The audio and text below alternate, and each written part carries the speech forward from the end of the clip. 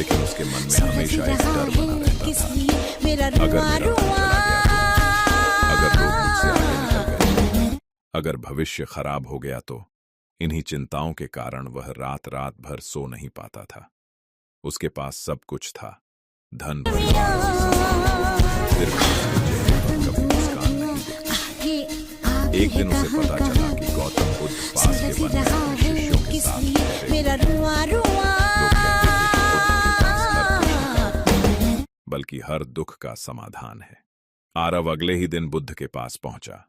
उसने देखा कि वहां सैकड़ों लोग बैठे थे, लेकिन वातावरण में अद्भुत शांति, पक्षियों की मधुर आवाज, पेड़ों से आती ठंडी हवा और बुद्ध के शांत चेहरे को देखकर उसका मन कुछ हल्का हुआ। जब उसकी बारी आई, तो उसने हाथ जोड़कर कहा,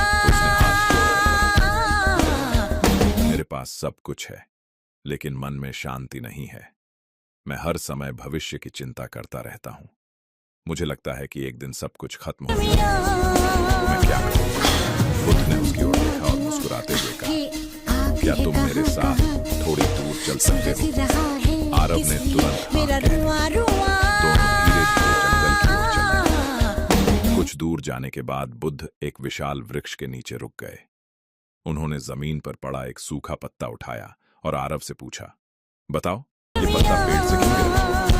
आरव बोला, भगवान, इसका समय पूरा हो गया, इसलिए यह गिर गया। बुद्ध ने कहा, बिल्कुल, लेकिन क्या इस वृक्ष ने कभी रोकर इस पत्ते को रोकने की कोशिश की? आरव ने उत्तर दिया, नहीं। बुद्ध बोले, क्योंकि वृक्ष जानता है कि पुराने पत्ते गिरेंगे, तभी नए पत्ते आएंगे। प्रकृति परिवर्तन को स्वीकार करती है, लेकिन मनुष्य परिवर्तन से डरता है। आरव ध्यान से सुन रहा था।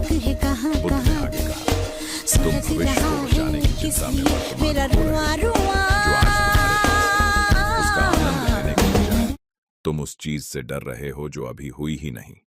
कुछ देर बाद बुद्ध उसे नदी के किनारे ले गए। उन्होंने अपने हाथों से पानी उठाया और कहा, इस पानी को जितना कसकर पकड़ने की कोशिश करो, ये उतनी जल्दी हाथों से निकल जाए। लेकिन यदि हथेली को खुला रखोगे, तो पानी कुछ देर ठहरेगा। जीवन भी ऐसा ही है। धन, सम्मान, रिश्ते और समय, इनमें से किसी को भी जबरदस्ती पकड़कर नहीं रखा जा सकता। जो आया है वह एक दिन जाएगा भी, लेकिन इसका अर्थ यह नहीं कि उसके जाने के बाद आज का जीवन ही छोड़ दिया जाए। आरव की आंखें नम हो गईं। उसने कहा,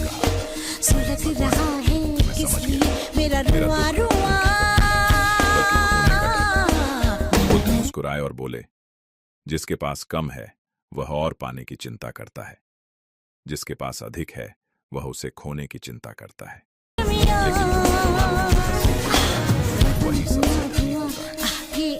यह सुनकर आरव के मन का बोझ जैसे उतर गया। उसने बुद्ध को प्रणाम किया और अब उसने अपनी आदत बदली। वह हर सुबह अपने परिवार के साथ समय बिताता, अपने कर्मचारियों के साथ प्रेम से बात करता और हर शाम कुछ समय ध्यान करता। धीरे धीरे उसकी चिंता समाप्त हुई। आश्चर्य की बात यह थी कि जब उसने चिंता छोड़ दी, तब उसका व्यापार भी पहले से अधिक सफल हो गया। लोग उसके व्यवहार